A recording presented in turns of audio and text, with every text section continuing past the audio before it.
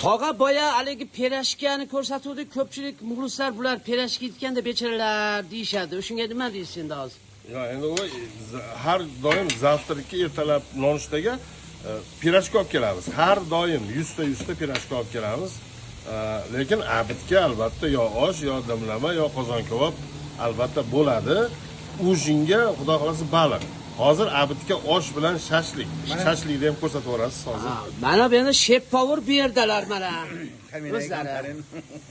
Mana hozir oshni, mana hozir go'sht bilan nimani piyozni qovuryapmiz jarayoni. Voy, bu nimcha bu masala haqida bir beringchi, ma'lumot beringchi. Bu yerda 3 kilo go'sht, 3 kilo guruch, 3 kilo so'zi va 1,5 kilo dumma yog'ga bo'lyapti. Oh. Men boya o'sha jizzadan yedim, juda mazali bo'lgan ekan. Jizza gap bo'lishi mumkin.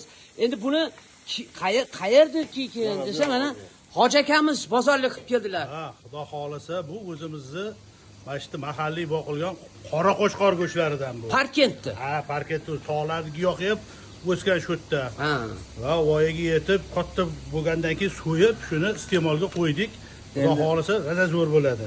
Endi mana chishlovlar tozalanyapti. Endi qayerda go'sht bo'lmasin, qayerda qo'chqor bo'lmasin, o'sha dumani eritishga ham bor. Ha.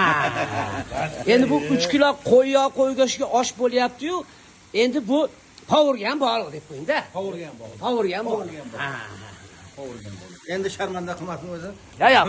Xudo xolasa mana Mutor akani qo'lidan navbatdagi osh deymiz, qalpoqni, syomka jarayonlarini ko'rsatib boramiz va hozircha sizlar bilan xayrlashmay turamiz. Ko'rishguncha deb qolamiz.